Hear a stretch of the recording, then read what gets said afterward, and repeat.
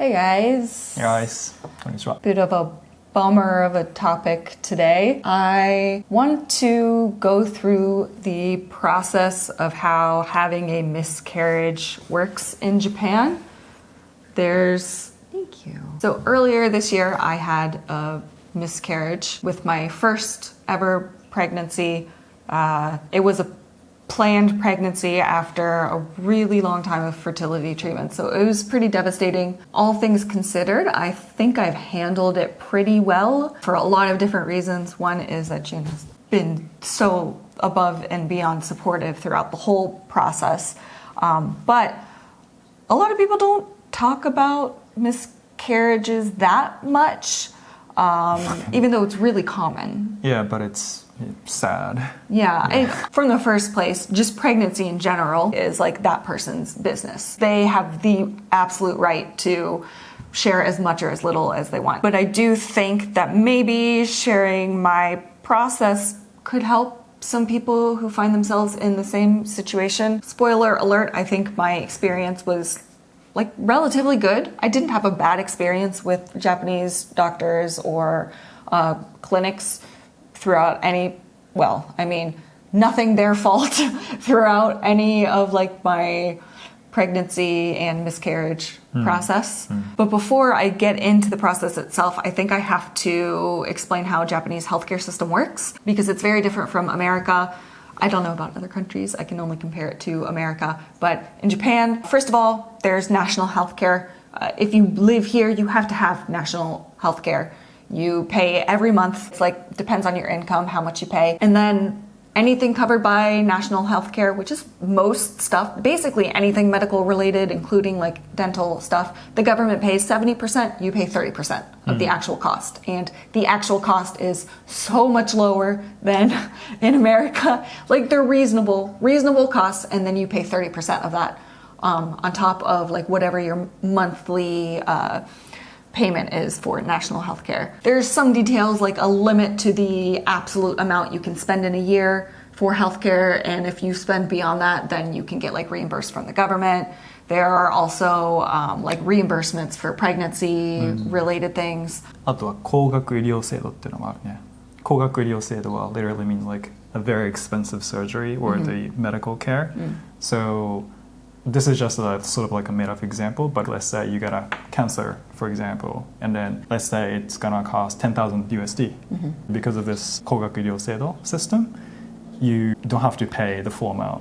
First of all, you have to pay only 30%, right? And then because it's more than 3,000 USD, now you apply for this system and then you get reimbursed. So like you end up paying maybe like $900, for example, for fixing a cancer that could potentially cause like 10,000 USD, for example. Yeah. This is just an example, but we have that kind of system too. Yes. There's that aspect of healthcare here. And then also Japan doesn't really do general practitioners. So in America, you have like basically kind of a family doctor that you go to for anything. Unless it's an emergency. I get confused. Yeah. Like, what is that when you first told me? Yeah, you go to one doctor for anything, and then if it's not something they can handle or they think it's more serious, they might refer you to another place. And who knows how long you would have to wait to get into the other place.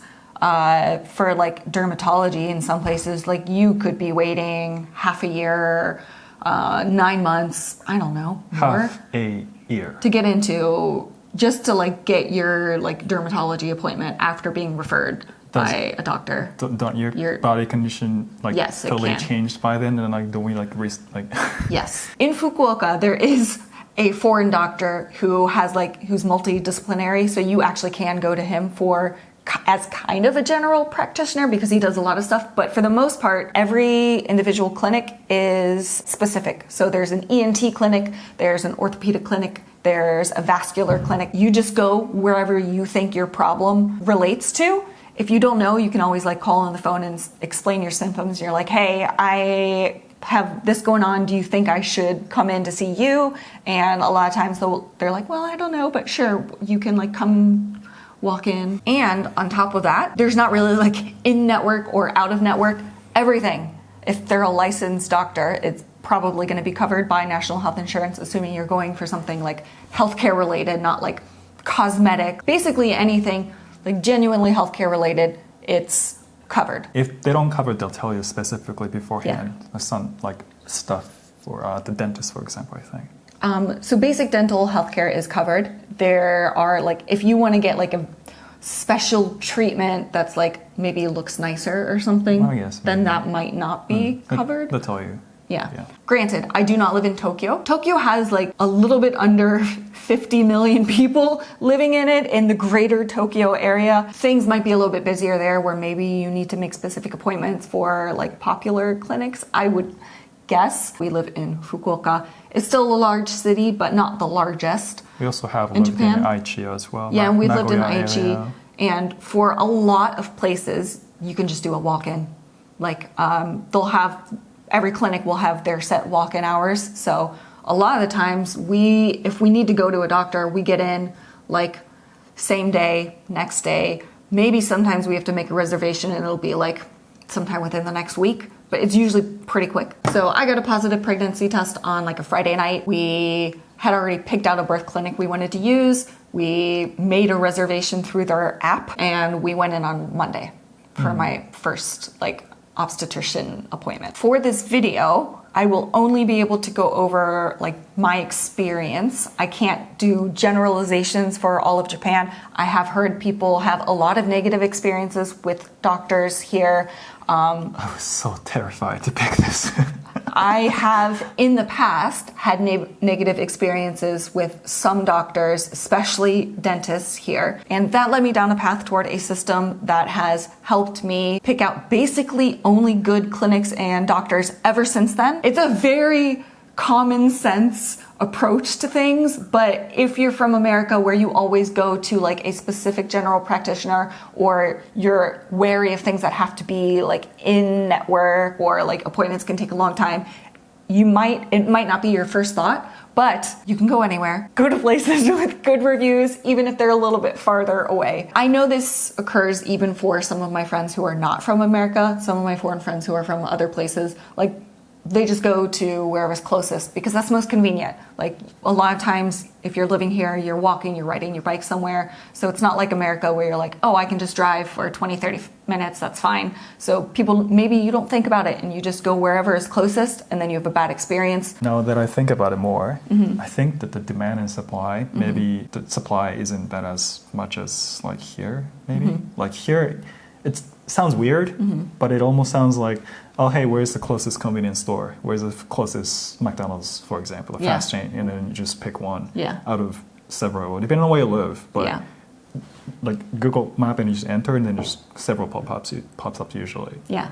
And you just choose one. Yeah. Like, oh, this has a horrible review, maybe I want to stay away from it. And then just choose the one that's slightly farther, for example. Right. For quite a while now, I've been having almost exclusively good experiences with doctors and clinics, but that occurred because I had really bad dental experiences and I got so fed up with it and I complained about it so much to Jun. I was so upset that he, from then on, started looking up reviews. He found me a really amazing dentist back in Aichi when we lived there. And ever since then, we've only been going to places we find with good reviews and I've had good experiences. Also, I do have like an extra special bonus benefit, which is that Jun will come with me to anything I want him to in case like there's some sort of communication disconnect. And then the other thing I would say is advocate for yourself. Like sometimes if a doctor will say, I don't really think it's anything to worry about, but I'll say, but I am worried about it. And then they might do like a more follow-up testing or something. So look for places with good reviews,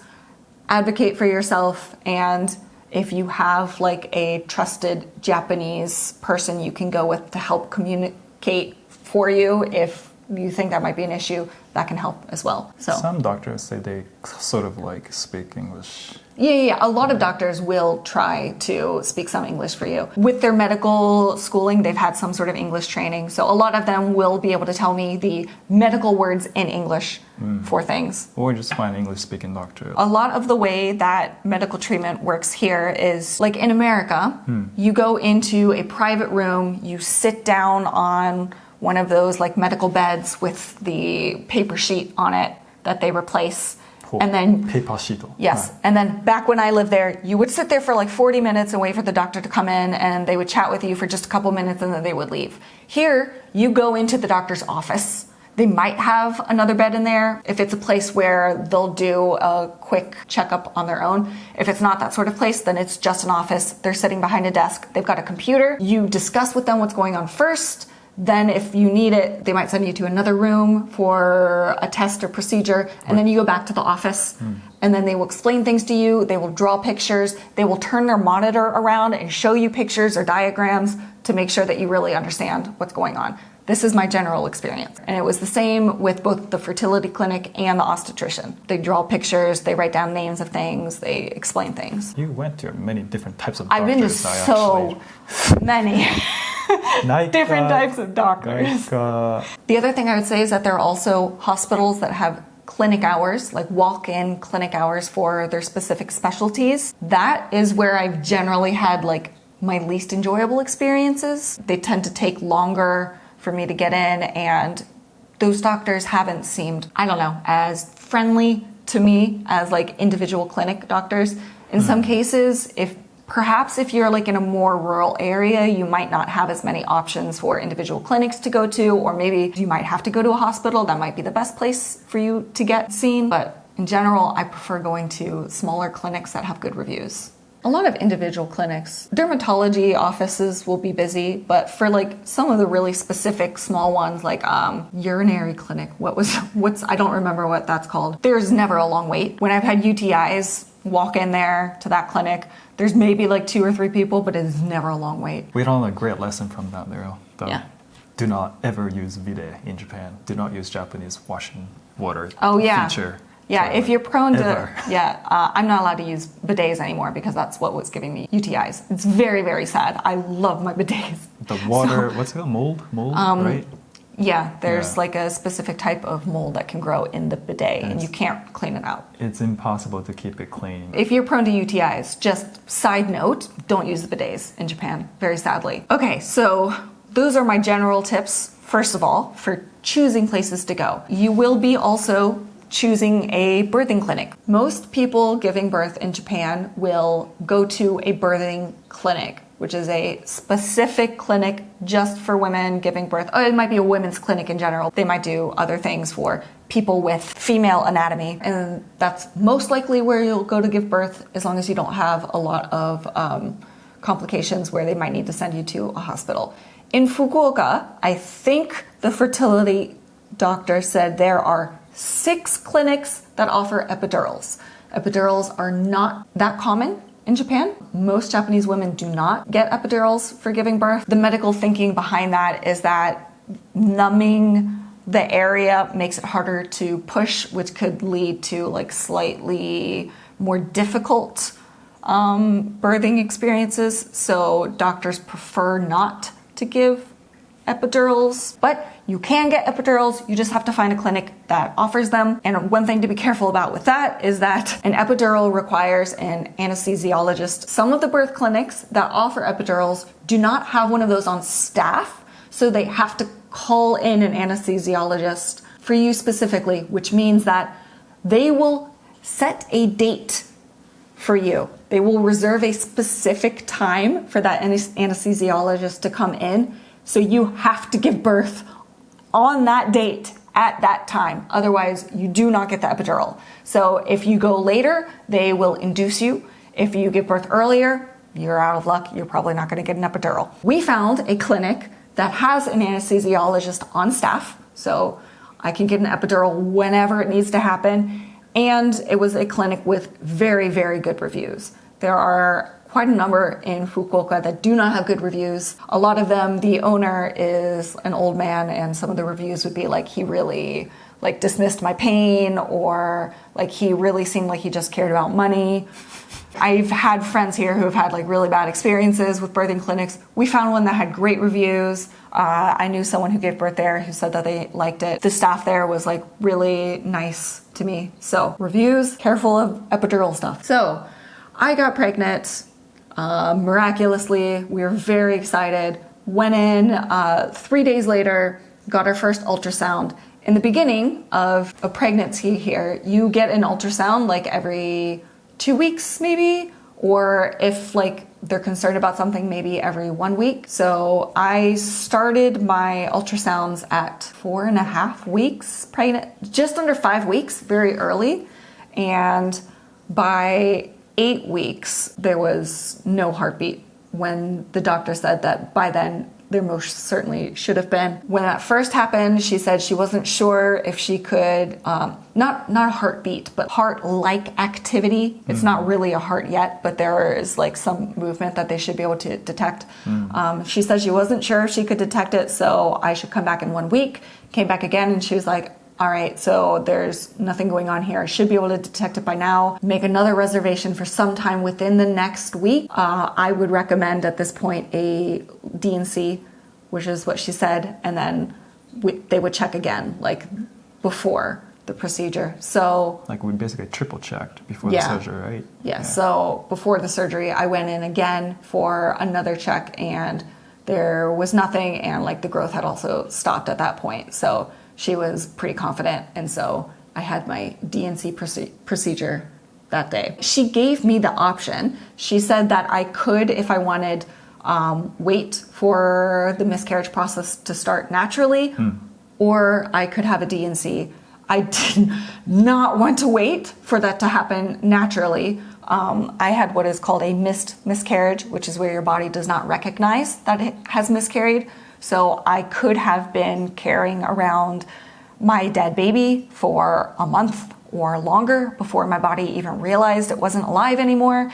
And I did not want to see my dead baby coming out of me. I felt like that would be an extremely traumatizing experience. I wanted that to happen while I was like unconscious. I did not want to have to like experience that part of a miscarriage. I wanted to get it out of the way quickly so that I could like go through the grieving process more quickly and then like get my body back to normal more quickly, and then we could try again. It was also very difficult to just function every day. So my pregnancy, I knew basically right away I had very, very severe morning sickness. I had to sit basically motionless on the couch or I would throw up. Moving made me throw up. I basically was living on cantaloupe and crackers for like a month-ish between like when my nausea started and when I had my D&C. It was honestly like really awful. It does say online that like if the worse your morning sickness is, the lower your chance of having a miscarriage. So the whole time I was getting through it because I was like, well, at least this means my baby's alive. Turns out that's not always how it works. So when I did get the news that I had had a miscarriage, other than grief, I think I experienced like anger as an emotion longer than anything else because it just felt so unfair. I was just so angry that I had to go through like such extreme symptoms, and then like it still didn't work, which is no one's fault. I had the miscarriage at like 8.5 weeks, which the doctor said was basically around the time that chromosomal abnormalities would come out. It was really common. She said that's most likely what it was. Like nothing I could have done. That's just the way. There was a fault in the code somewhere. But I was really angry that I had to like go through all of that hardship and then lose my baby anyway.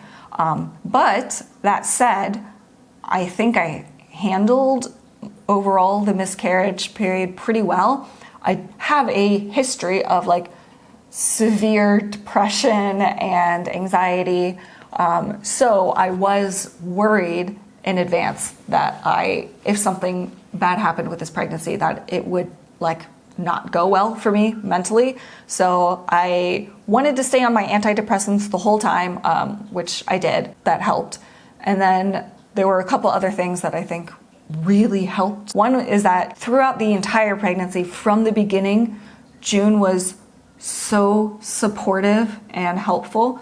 Like as soon as I got like nauseous and I couldn't do anything at all, he did every single chore in the house. I didn't have to do anything at all.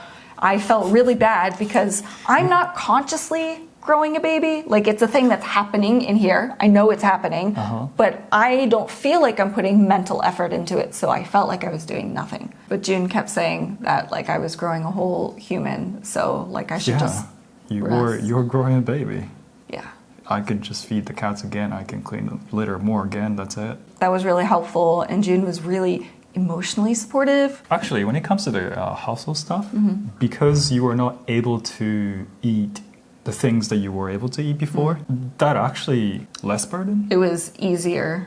When it comes to cooking, because you were only able to eat like a melon. Yeah, I couldn't eat cooked food. Crackers. And so that actually, saved cooking time. Yeah. That I had to spend, Yeah. actually. But I just did other things instead. But so it wasn't that bad at all. Yeah, I couldn't even drink water, so I was like getting my liquids from eating lots of like fruit. More like I was worried that that's the only thing you could eat. And like I kept offering, should I cook? What can I cook for you? Yeah. Instead, June was like really supportive by doing basically everything for me. Andy was really emotionally supportive. I felt really bad that I couldn't do anything. I've known a lot of people who have gotten pregnant, and like I have my own images of what a pregnancy entails by like what they show in the media, and I never see other people having a hard time. Obviously, when friends who were pregnant offered to hang out, they were probably offering when they felt good, so I would only ever see them in like a good condition.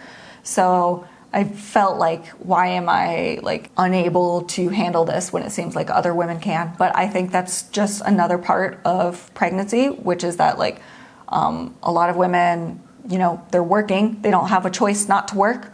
Like, you have to go into work even if you are feeling sick. You just have to deal with it and like suck it up and do what you can. And I had a lot of privileges in my life so that I didn't have to do that. So I think that's one of the reasons that I was able to handle the miscarriage so well, because June took care of me, and then basically like the only work I had at the time was a contract with Sakurako, but like we explained the situation to them and they were really, really nice. They were just like, all right, take as much time as you need. Don't worry about the contract. Like that, whatever happens, like please take care of yourself. They're super helpful. They were willing to like push it all off indefinitely, or I think you could say you officially took maternity leave from Sakura. I took maternity leave from my contract. Sakura. It's so nice.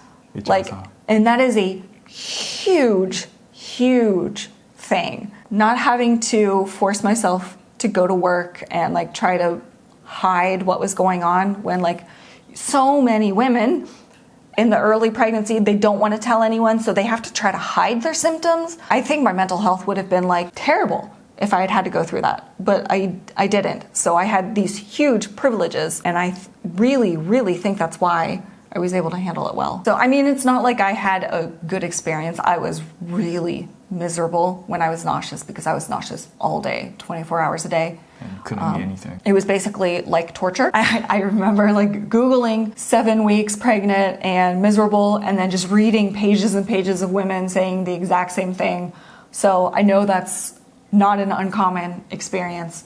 So like it was still miserable. I wasn't in the mood to do anything fun. Like I didn't play video games. I wasn't like watching fun TV and just like chilling on the couch being like, cool, I get to do nothing.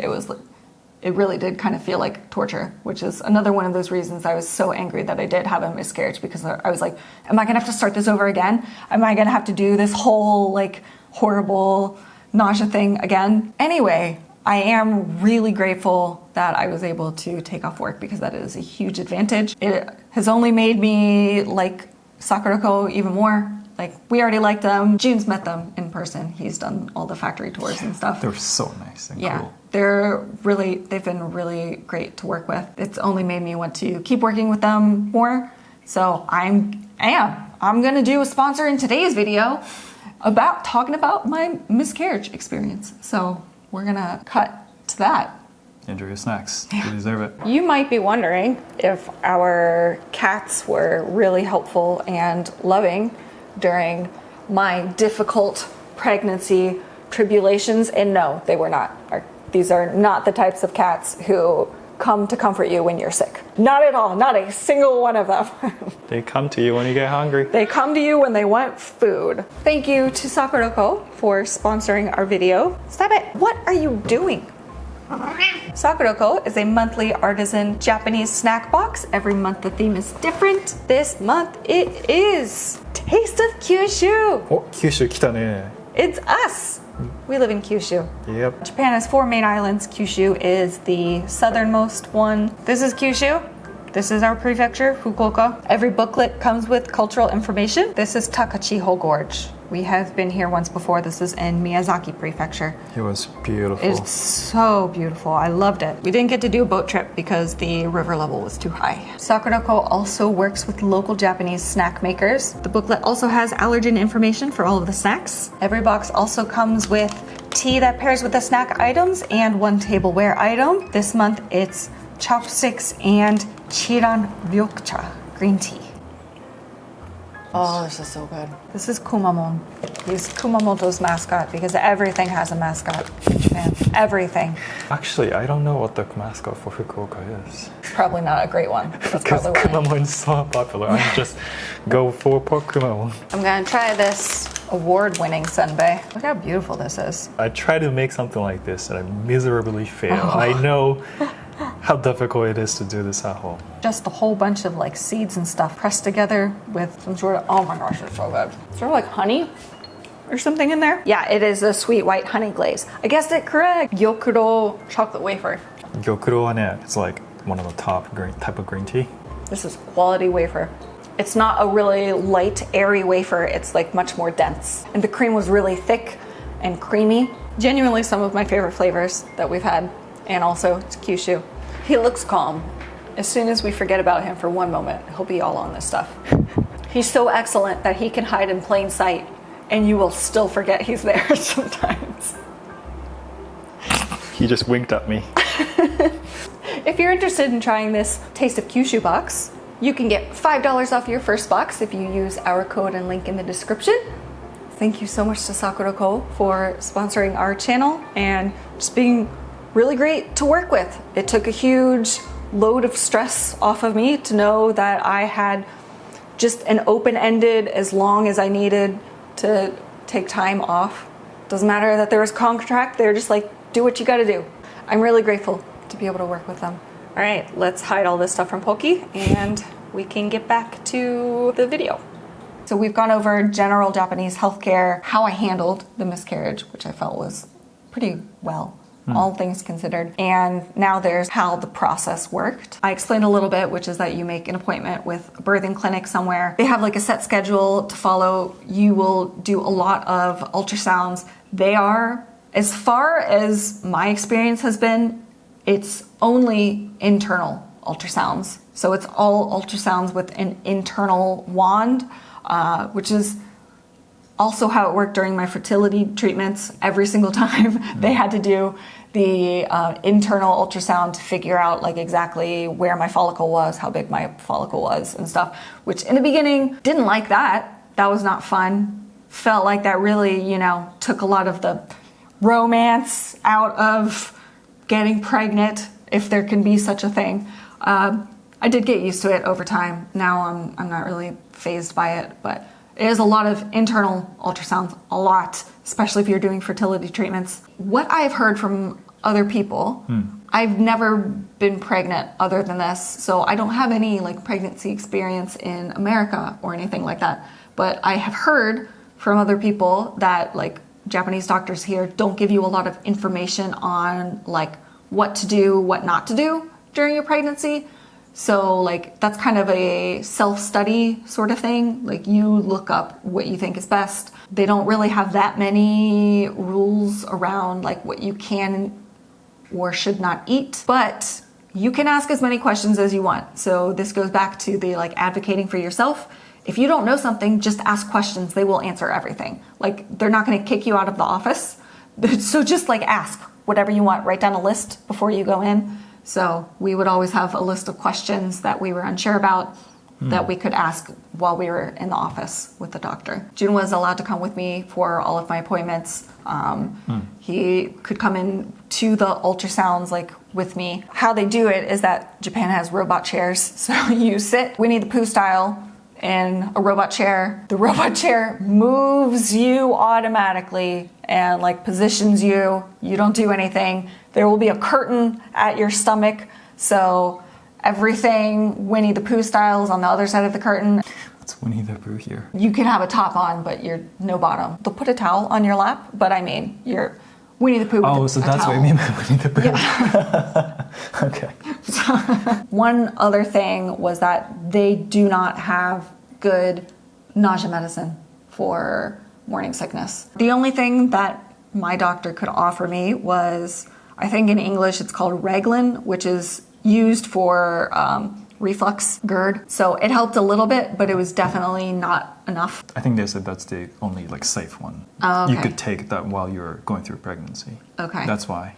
There are not very many like nausea medicines that are approved by like the Japanese government. If I do get pregnant again, I'm gonna find a way to order nausea medicine from abroad. Might have my mom send me whatever I can. Just don't want to go through that part again. That sucked. For the day of procedure for my DNC, I actually wrote down like everything that happened after I got home just to make sure that I would be able to remember it accurately. So I'm gonna kind of read some of this just so I can like make sure I get this accurate. Basically, I checked in and in less than a minute I was called into the doctor's office. It was cold outside and I asked June to go back to the car to get my coat, and by the time he came back inside with my coat, we weren't parked that far away.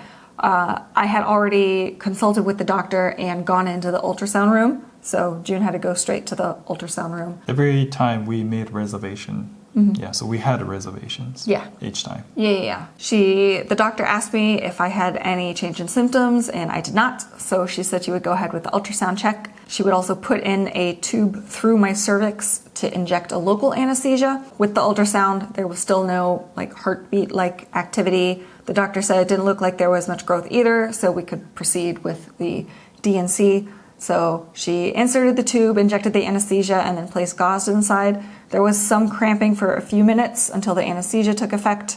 Just a little bit of pinching. It was a little bit uncomfortable, but not like that bad, I would say. And that was the worst part of the whole procedure, which is to say that like it wasn't that bad at all. Then they had me go back out into the waiting room until a nurse came to escort me to the second floor and into the operation room. She double checked that I brought the supplies I needed, which was I wore a flexible skirt, I brought extra underwear, and a few large pads for bleeding. We had to remove our shoes and switch into slippers before entering the operation hallway. And then there was a second pair of slippers to change into before going into the operation room itself. And the slippers for the operation room itself said in Japanese, like sensei yo, like for doctors. So like there was a moment of hesitation where we were like, are we supposed to put on these like for doctor slippers to go into the operation room? We were. So June was able to come into the operation room for a few minutes until like they started prepping me. There was a donut pillow for my head, and I got a really soft, thick, like warm blanket to cover most of my body. It was actually pretty comfortable on the table. And the finger monitor was on my left arm and the IV blood pressure monitor on my right. The operation table had like those arms that could slide out from the table at like different angles. So like my arms would be wherever they needed to put them. They put my arms and like strapped them in. One of the nurses asked for my name, which I first said in English, and then she read it in Japanese. So I repeated it in Japanese. And then she was like, oh, my English is so bad, which at the time was kind of funny. So we all had like a little chuckle. She said my pronunciation is terrible. I can't speak English at all. You said the word pronunciation. No. In Japanese, she said this. The nurses, like I was fully dressed on the table other than my like shoes. So the nurses removed my underwear and placed my leg into the stirrups, which were these actually like gigantic boots that were lined with like cushioning or something. It's actually really comfortable. The surgeon wasn't ready, so I did wait all like strapped in with everything like on my arms and stuff for like 15 minutes. at which point the like face mask went on, like this thing, and then the IV anesthesia started kicking in, which burned a little bit, but then I was asleep like really quickly. As soon as the nurse said it was finished and got me unstrapped, she asked how I was feeling and if I needed help getting into a wheelchair, which I didn't. I was woozy, but I was able to stand up right away, and the nurses were like, "Sugoi." They're like, "Wow, that's so fast." But when you came out, you were on a wheelchair. Yeah, because I had to get off the table into the wheelchair. I let them know that like redheads process anesthesia really fast, and they didn't know that. At some point while I was on the table, one of the nurses went to June to get my extra underwear and pad that I brought, and they put all of that on me before I got into the wheelchair. And then they pushed me into the resting room, which is also the same room you would go after you give birth, which was a really nice room. It was really large. They had a microwave and an electric kettle, private bathroom, bath, toilet, a really big like couch for June to sleep on. It was actually really nice. I was pretty excited to see the room. Like I had wanted to be in there with an actual baby, but it was a nice room, and I hope I can go back and be in that room sometime for like the right reasons. Once I was in the bed, the nurse hooked up an IV drip for hydration, and she said I should rest for at least an hour until the whole IV was gone. I was pretty tired. I could have fallen asleep, but I'm a very light sleeper, and because it is a hospital, there were like some lights and noises and stuff. Like not too bad, like we could shut the curtains and stuff, but I think if I do have a successful pregnancy, I want to get like a white noise machine that I could bring to just like block off some of the noises. Because after you give birth here, they usually like to keep you in the hospital for like 5 days to rest. By the time the IV was gone, I was good enough to walk. The internal anesthesia had worn off by then, and there was a little bit of cramping. It was not that bad. The nurse made me use the bathroom before I left, which was fine. Went back downstairs, waited to get the like payment. You'll get a sheet with your payment, and then you go to the machine to pay it. It was under Nimanen, which would be in like Japan, like $200 for Japan. If you do an exact change right now, it would be under $200 USD. But like based on like the Japanese economy, you can kind of consider it as like $200. I was in a pretty good mood like while the anesthesia was on, but then on the drive home I was a bit grumpy. But I mean, understandable. But I think you were able to eat burger and Mr. Donuts. Yeah, and I got they didn't have your favorite cinnamon old-fashioned, so I told them, hey, can you just sprinkle this cinnamon powder on these old-fashioned? Yeah. And they just made 5 old-fashioned cinnamon donuts. Yeah, on the way home, I got donuts and a burger. My nausea did like immediately go way down after the procedure, which was great. Yeah, you were able to eat. Yeah, I was finally able to eat like some normal food again. It didn't completely go away for a while after that, but it had gone way down to the point where I was no longer throwing up, which was really fantastic. All in all, we got there at 10:50 a.m. and left around 2:30 p.m. So pretty quick procedure. And everyone was, I don't know, I felt like I was treated well. There wasn't really much in the way of emotional support in the birthing clinic, but at the fertility clinic, which we had been going to for a while before, every single fertility appointment I went to, I either started crying at the clinic or like as we were leaving the clinic, and those doctors asked me how I was doing, like if I was doing okay, like emotionally every single time. They were so nice. Like He's super nice. He asked me in like a really gentle way, like a really caring way, like you could get the sense of like caring. So, and he's the one who kept apologizing for not speaking perfect English. Oh yeah, which he kind of did anyway. Yeah, and he apologized if we had like a wait there too. He was nice. I guess I picked the right, good ones. You did, thank you. And I let June. Thank all the doctors and workers.